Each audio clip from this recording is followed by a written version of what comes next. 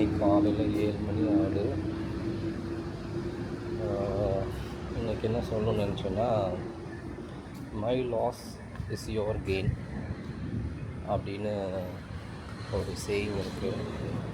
My loss is your கெயின்னா அது நல்லது தானே அப்படின்ற மாதிரி தோணும்.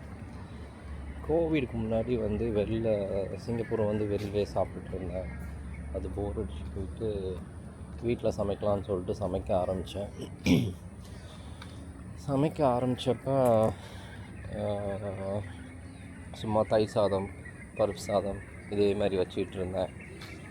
வீட்டில் ஒருத்தர் வெஜிடேரியன் இருந்தார். அவர் நான்வெஜ் சமைக்கக்கூடாதுன்னு சொல்லிட்டு கொஞ்சம் ஸ்ட்ரிக்டாக சொல்லிட்டார். அவர் க்ளோஸ் ஃப்ரெண்டுனால நாங்களும் கண்டுக்கலை. சிக்கன் சமைக்கவும் தெரியாது, அது இன்னொரு பிரச்சனை. ஸோ இதே மாதிரி தயிரும் பருப்பும் பண்ணியே போர் அடிச்சிச்சு. சரி, சண்டே அன்னைக்கு ஸ்வீட் ஏதாச்சும் பண்ணலாம், சர்க்கரை பொங்கல் பண்ணலாம் அப்படின்ட்டு அரிசி, பருப்பு, வெல்லம் எல்லாம் வாங்கிட்டு வந்து வச்சுட்டேன். எல்லாத்தையும் பண்ணிவிட்டு வெல்லத்தை உடைக்கணும். வெல்லம் பார்த்திங்கன்னா அச்சு வெல்லம் நல்லா ஹார்டாக இருக்குது. நான் கத்தி வச்சு குத்தி பார்த்தேன், உடைக்க முடியல. அப்போ என்ன பண்ணலாம், ஏதாச்சும் வெயிட்டான ஜாமான் எடுத்து உடைக்கலான்னு சொல்லிட்டு கிச்சனில் ஃபுல்லாக தேடி பார்க்குறேன். வெயிட்டான ஐட்டம் ஒன்றுமே இல்லை, எல்லாம் தக்குன்னு இருக்குது. அப்போ தான் நான் யோசித்து பார்க்குறேன், சின்ன வயசுலலாம் வெயிட்டான ஐட்டம்னா அருவா இருக்கும், அம்மி கல் இருக்கும், அது இருக்கும். கிச்சனில் இருக்க பாத்திரம்லாம் வெயிட்டாக இருக்கும். இப்போ எல்லா ஜாமானும் நல்ல வெயிட்டாக இருக்கும். இப்போ என்னென்னா, நான் யூஸ் பண்ணுற எல்லா பொருளும், கிச்சனில் இருக்கிற பொருள் எதுனாலுமே பார்த்திங்கன்னா எல்லாம் வெயிட்லெஸ்ஸு. எல்லாமே லைட் வெயிட்டு, நான்ஸ்டிக்கு. இந்த இரும்பில் இந்த தோசைக்கல்லாம் பார்த்திங்கன்னா வெறும் காஸ்ட் அயர்ன் தோசைக்கல் இருக்கும். அது அவ்வளோ திக்காக இருக்கும். அதில் தோசை ஊற்றி சாப்பிட்டிங்கன்னா டேஸ்ட்டு வேறு மாதிரி இருக்கும். நான்ஸ்டிக் கோட்டிங் நல்லது இல்லைன்றாங்க. தோசைக்கல் எல்லாமே லைட் வெயிட்டு. இந்த ஒட்டுற மாதிரி நான்ஸ்டிக் இல்லாததில் எப்படி யூஸ் பண்ணுறதுன்னு நம்மளுக்கு தெரிய மாட்டேங்குது. இதெல்லாம் ஒரு பிரச்சனை. ஸோ மெயினான விஷயம் என்னென்னா, நான் அன்றைக்கி ரியலைஸ் பண்ணது, என்னை சுற்றி இருக்கிற ஐட்டம்ஸோட வெயிட் எல்லாம் கம்மியாகிட்டே வருது. அதனால் அதை தூக்குற நான் அதிகமான எக்ஸசைஸ் பண்ணுறது கிடையாது. அப்போ என்னோடய வெயிட் ஜாஸ்தி ஆகிட்டு வருது. என்னோடய வெயிட்டு ஜாஸ்தி ஆகிறது மட்டும் இல்லாமல் நான் அதுக்கு எக்ஸசைஸ் போட்டு அங்கே போய் வெயிட்டு தூக்கு பண்ணோம். அதுக்கு டம்பிள்ஸு இதெல்லாம் அடிஷ்னலாக வெயிட்டை வாங்குகிறேன். ஸோ இது எனக்கு ரொம்ப நாளைக்கு முன்னாடி நடந்த சம்பவம். அப்புறம் ரீசெண்டாக ஹூபர்ட் அப்படின்றவர் பிரெயின் சம்மந்தமான பாட்காஸ்ட்டு, நியூஸு, இன்ஃபர்மேஷன் இதெல்லாம் நிறையா ஷேர் பண்ணுவார். அவர் டேவிட் காகின்ஸ் அப்படின்றவரோட ஒரு இன்டர்வியூ பார்த்துட்ருந்தேன், பாட்காஸ்ட். அதில் அவர் என்ன சொல்வார்னா, பிரெயினில் ஏஎம்சிசி அப்படின்னு ஒரு இடம் இருக்குது. அந்த இடம் என்ன ஆகும் அப்படின்னா, நம்ம பிரெயின் பண்ணுற வேலைகள் ப்ளஷராக இருக்கா, பெயினாக இருக்கா அப்படின்றத வச்சு ஒரு கான்செப்ட் சொல்லுவார். என்னென்னா, இந்த ஏஎம்சிசி அப்படின்றது நமக்கு ப்ளஷரான விஷயத்தை பண்ண அது சின்னதாகும், பெயினான விஷயத்தை பண்ண அது பெருசாகவும் மாறுமா. ஸோ சின்னதாகவும் பெருசாகவும் மாறினா என்ன பிரயோஜனம் அப்படின்னா, இந்த ஏஎம்சிசின்றது கிட்டத்தட்ட நம்மளோட உடம்புல இருக்க மசில் மாதிரி பிரெயினில் ஒரு மசில். இந்த மசில் எதுக்குன்னா வில் பவருக்கு. ஸோ ப்ளஷரான ஒரு விஷயத்தை நம்ம பண்ண நம்மளோட ஏஎம்சிசி குறைஞ்சிட்டே வரும், அதாவது வில் பவர். இதே பெயினான விஷயத்தை நம்ம பண்ண நம்ம ஏஎம்சிசி பெருசாகிட்டே வரும், அதாவது நம்ம வில் பவர் ஜாஸ்தி ஆகிட்டே வரும். நான் வில் பவர்னு சொல்லிட்டு ஒரு சிம்பிளிஃபிகேஷனுக்காக சொல்கிறேன். பட் ப்ளஷர் அண்ட் பெயின் இதுதான் கான்செப்ட். ஸோ இப்போ நம்ம ப்ளஷரான விஷயத்த பண்ண நம்ம யூடியூப் பார்க்குறோம், நல்ல பிடிச்ச சாப்பிட்றோம், சீஸு சாப்பிட்றோம், ஃபாஸ்ட் ஃபுட் சாப்பிட்றோம், ஃப்ரைட் ரைஸ் சாப்பிட்றோம்.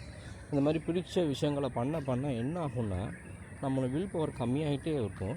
அட் த சேம் டைம் பார்த்திங்கன்னா நம்மளால் அந்த ப்ளஷரை என்ஜாயும் பண்ண முடியாது. இப்போ ஃபார் எக்ஸாம்பிள் உங்களோட ப்ளஷர் லெவல் வந்து 10 இருக்குதுன்னு வச்சுக்கோங்க. நீங்கள் 10க்கே நீங்கள் ஃபீட் பண்ணிட்டே இருக்கீங்க. டெய்லி ஒரு fried rice, cheese fries, fried chicken இந்த மாதிரி சாப்பிட்டே இருக்கீங்க. இப்போ அடுத்த நாள் இதே நீங்கள் சாப்பிட்றப்போ உங்களுக்கு அது பத்துன்ற மாதிரி இருக்காது. உங்களுக்கு இன்னும் கொஞ்சம் வேணும் அப்படின்ற மாதிரி போய்கிட்டே இருக்கும். ஸோ என்ன ஆகுதுன்னா உங்களுக்கு சிக்கன் ஃப்ரைஸ் பிடிச்சிருந்தாலும், இல்லாட்டி வந்து ஃப்ரைடு சிக்கன் பிடிச்சிருந்தாலும், ஃபாஸ்ட் ஃபுட் பிடிச்சிருந்தாலும் அதை வந்து டெய்லி சாப்பிட உங்களால் அதை என்ஜாயே பண்ண முடியும். என்றைக்கோ ஒரு நாள் சாப்பிட்றப்ப அது உங்களால் என்ஜாய் பண்ண முடியும். இப்போ அதே மாதிரி பெயின் எடுத்துக்கோங்க. இப்போ எக்ஸசைஸ் பண்ணுறீங்க, ஜிம்முக்கு போகிறீங்க, இல்லாட்டி ஒரு வேலையை பண்ணுறீங்க, வீட்டிலேருந்து நடக்கிறீங்க, ஒரு கோயிலுக்கு போகிறீங்க, இந்த மாதிரி ஏதோ ஒரு ஃபிசிக்கலாக ஏதோ ஒரு ஆக்டிவிட்டி பெயின் உங்களுக்கு பிடிக்கவே இல்லை. அந்த விஷயத்த பண்ணுறப்ப என்ன ஆகும்னா எப்படி வந்து உங்களுக்கு வந்து பிடிச்ச விஷயத்த டெய்லி பண்ண உங்களோட அது வந்து இன்னும் நிறையா வேணும் உங்களோட லிமிட் வந்து இன்க்ரீஸ் ஆகுதோ, அதே மாதிரி உங்களுக்கு பிடிக்காத விஷயத்த ரிப்பீட்டடாக நீங்கள் பண்ண அதோட லிமிட்டும் இன்க்ரீஸ் ஆகும். ஸோ இப்போ ஜிம்முக்கு போய் ஒர்க் அவுட் பண்ணுறீங்க அப்படின்னா ஃபஸ்ட்டு வந்து ஒரு 5 கேஜி டம்பிளில் பண்ணுறீங்க அப்படின்னா நீங்கள் பண்ண அந்த 5 கேஜின்றது உங்களுக்கு ஈஸியாகும். நீங்கள் வந்து 7.5 கேஜி போட்டால் தான் உங்களுக்கு வந்து அது பெயினாக இருக்க மாதிரி தெரியும்.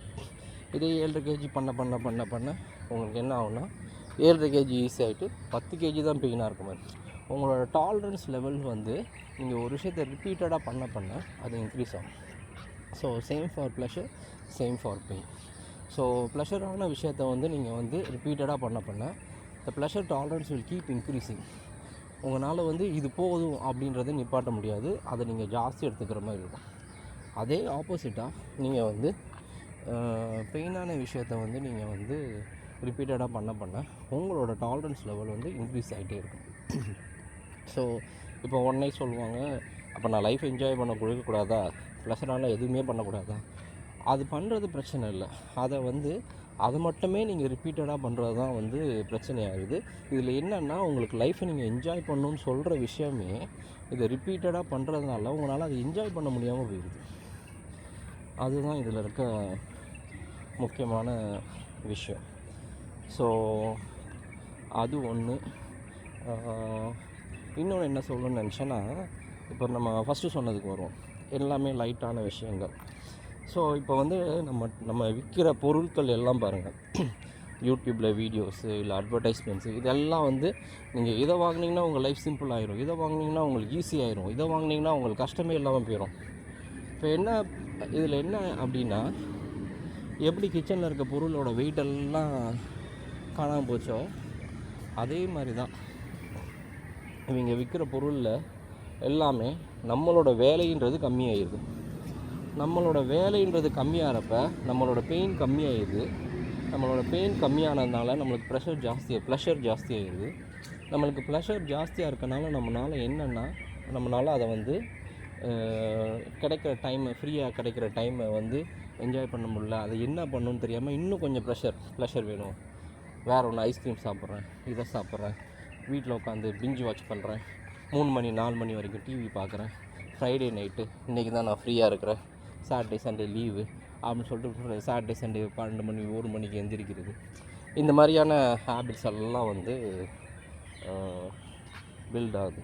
ஸோ இப்போ எல்லா ப்ராடக்ட்ஸும் விற்கிறதுமே உங்கள் லைஃப்பை ஈஸி பண்ணிட்டாங்க அப்படின்னா உங்களால் வந்து டஃப்பான விஷயத்த பண்ண முடியும். ஸோ எதெல்லாம் ஈஸியாக இருக்கோ அதெல்லாம் வந்து உங்களுக்கு ரிப்பீட்டடாக பண்ண it will make your life very difficult.